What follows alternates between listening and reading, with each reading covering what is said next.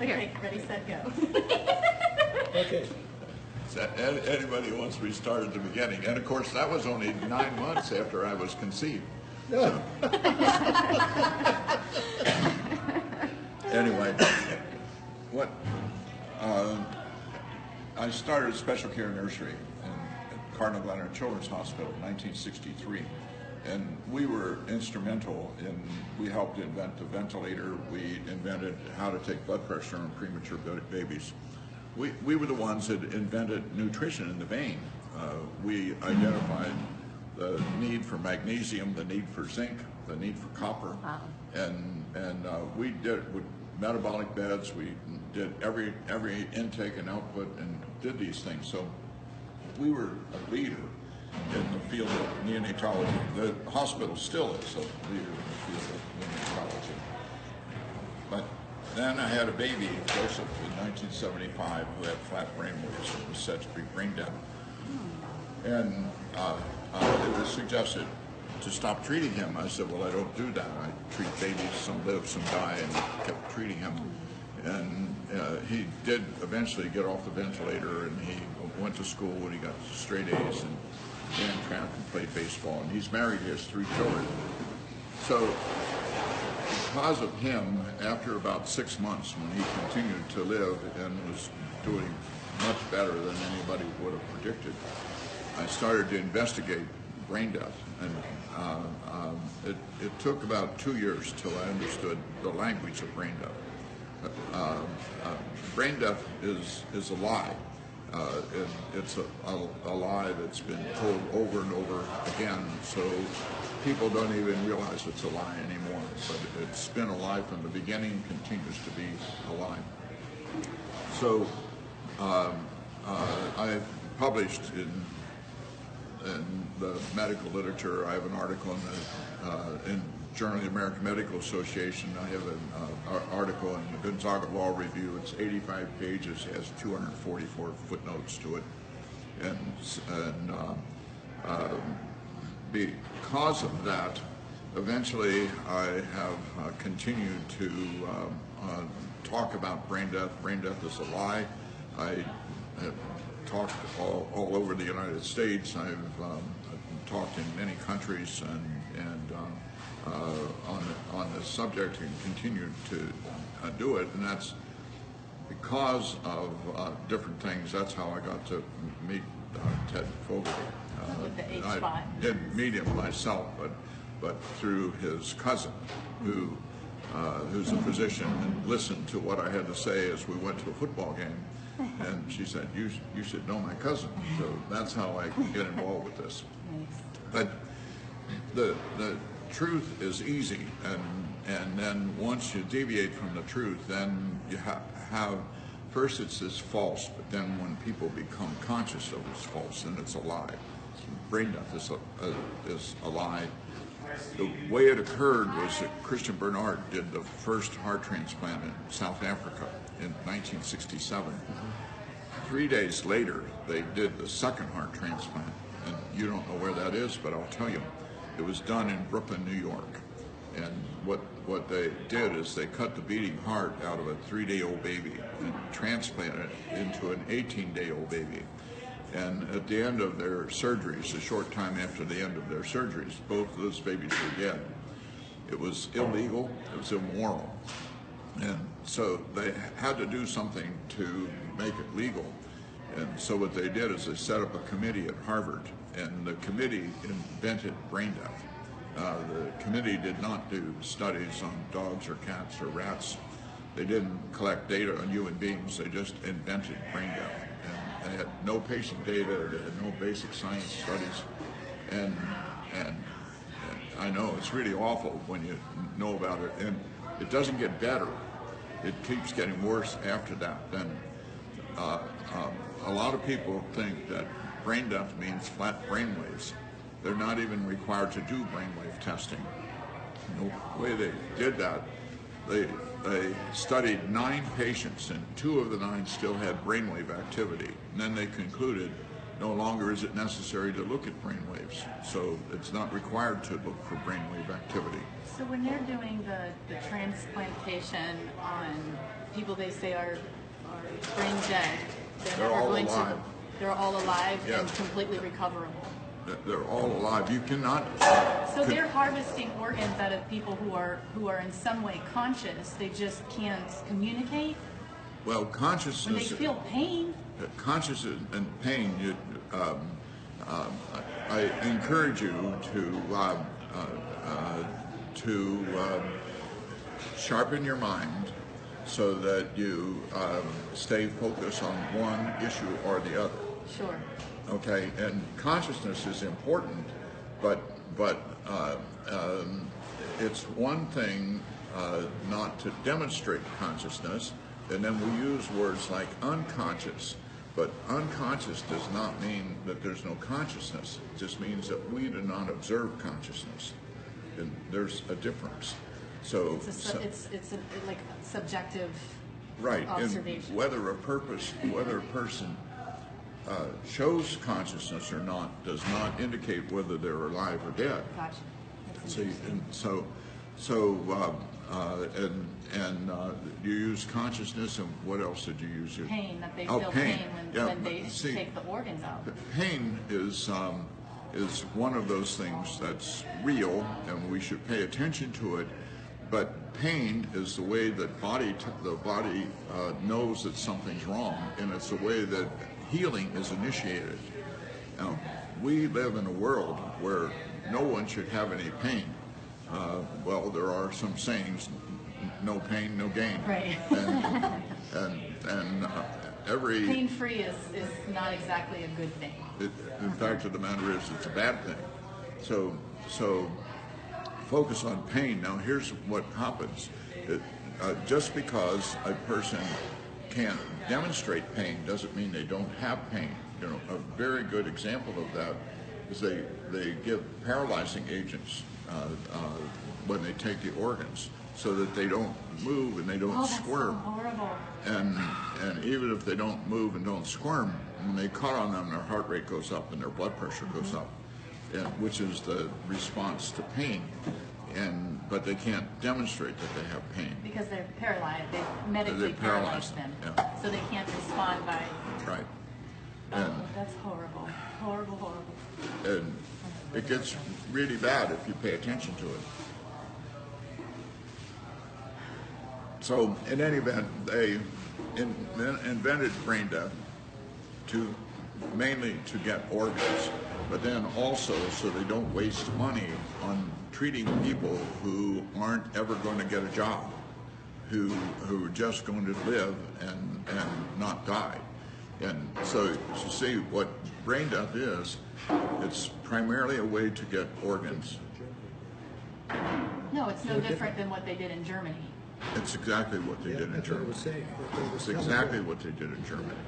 And actually, in my research many years ago, when you had to do the research by going to what we call the stacks in the library to get the old journals, and I found articles in the Journal of the American Medical Association in 1919, 1920, of a doctor in Germany who wrote to Journal of the American Medical Association and telling them what the doctors were doing in Germany. He signed it the overseas correspondent and told the doctors in the United States what was going on in Germany, and that was before Hitler. So in many ways, what's going on in this country is very similar to what was going on then. And it took World War II to stop those doctors. But then what happened was that their records all went to the Russians. But no, I thought that through the Operation Paperclip, that the doctors, we brought the German doctors to the United States. Some of them came to the United States. Very few of them got charged with anything. Very, very few of the German doctors. And the German doctors were already involved in doing evil things before Hitler. Remember, I told you in 1920, Hitler didn't come into power until 1933 or 34. And Hitler was elected, by the way. Okay. Sure, yeah. He was elected and then became the dictator. And so yes, it is very similar to what was going on in Germany, and it was the German doctors. And I'm not opposed to doctors for lots of reasons, and I'm excited about many of the advances that have happened in medicine. But there's a fine line, though. There's an ethical and a moral line, right. However, in a practice. And the ethical and moral line, you know, those are rooted in words. You know, one is Greek and the other is Latin, and they are very similar in the sense that they both revolve around how one ought to behave. And ought is a very special word. It's rooted in the word owe. So it's how the doctor ought to behave because he owes it to his patient to behave in a certain way. So ethics and morals. And so what they've done to that, and like when I went to college and to medical school, I learned ethics. And I also studied biology. So, and biology is a study of living things. Ethics is how one ought to behave. So what they've done is put together bioethics, and they're like water and oil. They don't mix. You can't mix when you're studying what's already set in place. That's biology with something with how one ought to behave. So you put them together and you get something that you can do anything you want with it, and they do. There is actually no meaning behind that. No, bioethics do what you will. is a field that they are not ethicists and they're not biologists. They are people who are trained to carry out something, and the way that brain death works is that they get the clergy and the people in pastoral care and to get involved, and then in organ transplants they have a designated requester, and a designated requester is usually a very nice person who dresses nice and befriends the relatives. Can I get you a cup of coffee? Oh, I know this has to be terrible on you. We'll do everything we can to help you. And all of that is part of getting them indoctrinated to get their organs. And I need to go take a shower. see, and you cannot get any organs from a cadaver. Every organ that's transplanted is a healthy organ, and you can only get healthy organs from living persons. You cannot get any organs for transplant from a cadaver. That's why you don't put it on your license. And the things I'm telling you is that you are not allowed to hear, and because if you hear it, you will be upset, as all three of you are upset, and rightly so. You should be upset because whose organs do they want? They want the organs from certainly from all children, but especially the people who are 16 to 30, and their life is in jeopardy. If they're unconscious and on a ventilator, they're going to get their organs, and they do everything to get their organs. And once the organs are taken, you can't bring them back to life.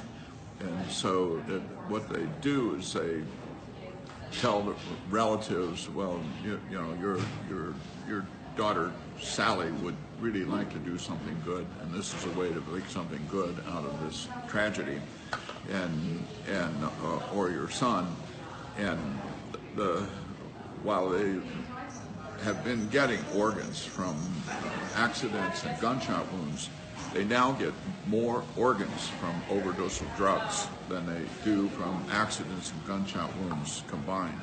There are 8 deaths a day from overdose in Ohio, and they get their organs is what they want. And so what are they doing? They're giving the policemen the Narcan to counteract the drug, which gets them into the emergency room, but it doesn't save their life. It gets them in the emergency room, and they still get their organs. And so... It's so diabolically disgusting. Oh, it really is. See, it's so bad. It makes sense. And I can't even... It's making sense. Oh my gosh. It's making sense. Yeah. now, part of why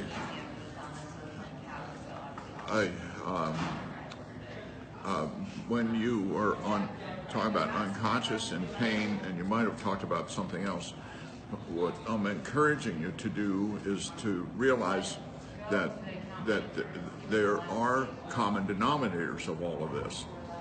The common denominator is that each person is unique and unrepeatable and special. And a person is alive, but so are the dogs and cats running around that are alive, and so are the trees alive, but they don't have the life that the person has. And each person has that life, whether that person can walk or talk or show consciousness. In brain death, they do only 3 things for brain death. One is the patient does not show consciousness. The patient does not have brainstem reflexes that involve the eye or the ear.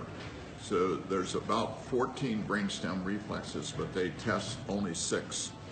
They don't test the others. And then the test that they do that is called the apnea test. It's really not a test, it's a procedure. And what they do is take the ventilator away for 10 minutes. And the patient has to demonstrate that they can take a breath in that 10 minutes, or that becomes the signal to cut out their organs. During the time they're off the ventilator, the carbon dioxide builds up, the acids build up. That makes the brain swell worse and makes them get worse.